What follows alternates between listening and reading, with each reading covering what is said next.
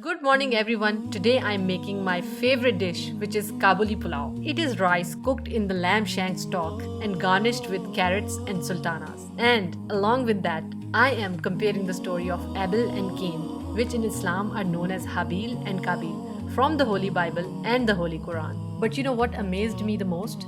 There is no major difference at all in the core story. When you take the main parts from the Bible and then the main parts from the Quran and put them together, it feels like you have completed a puzzle. Where the Bible leaves a gap, the Quran fills it, and where the Quran is brief, the Bible adds the detail. So let's begin. The Holy Bible and the Holy Quran tells us that Adam and Eve, peace be upon them, had two sons. The Bible adds the details.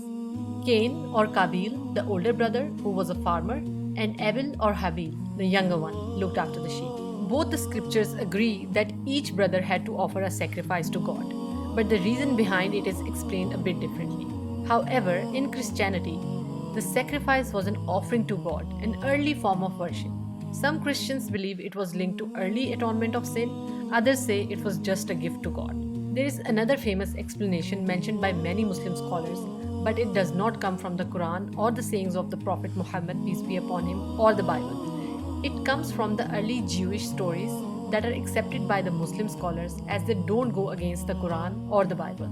According to this view, Adam and Eve's children were born as twins in pairs.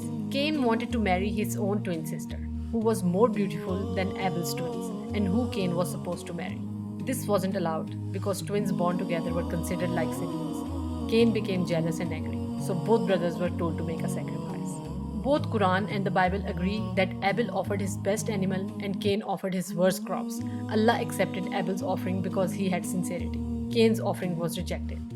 So Cain became jealous and angry. There was a warning that was given to Cain by God that only Bible mentions. God warns Cain in the book of Genesis, chapter 4, verse 6 to 7. Sin is crouching at your door, but you must rule over it. This warning is not mentioned in the Quran. After that, the Bible simply says Cain took Abel to a field and killed him. The Quran gives the conversation that happened between them as well. In the Quran, in chapter 5, verse 28, Abel tells his brother, "If you try to kill me, I will not try to kill you, because I fear God." This peaceful reply is only in the Quran. Then what happens is, Cain kills Abel. The Bible states this briefly, the Quran explains the inner feeling. Cain's own evil desire pushed him to kill his brother, and he became one of the losers. Both scriptures agree that this was the first murder ever committed by a human. The Quran adds a unique and emotional scene to the story. After when Cain has killed Abel, he wanted to hide the dead body, but he did not know how to do it. Then God sends help to teach Cain what to do with the body. The Quran mentions in chapter 5, verse 31, God sends a crow that scratches the ground. Cain watches it and learns how to bury his brother.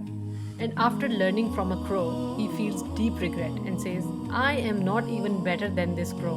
I did not even know what to do with the body." This crow story is mentioned only in the Quran. After Cain kills Abel, the Bible continues with a bit more details. God asks Cain, "Where is your brother Abel?" Cain replies, "Am I my brother's keeper?" Then God curses him. The earth will not produce for him, he will become a wanderer. God places a special mark on Cain so that no one kills him. Cain moves to the land of Nod. He had children and descendants over there. These details appear only in the Bible. Islam adds what happened when Adam, peace be upon him, knew about his son's death and who murdered him. Adam falls into deep sorrow, and then God blesses him with another pious son, Seth. By God's will, I will talk about him in my next video. Remember that the story of Abel and Cain, Habil and Kabil, teaches us about a test of sincerity, a warning against jealousy, a fight between good and evil desires, the first murder in human history, the first burial, God's warning, human regret, and the consequences, and a deep lesson about the value of human life. This is the story of Cain and Abel. This is the story of Habil and Kabil, told through both the Holy Quran and the Holy Bible. Inshallah, I will see you next time. May peace be upon you.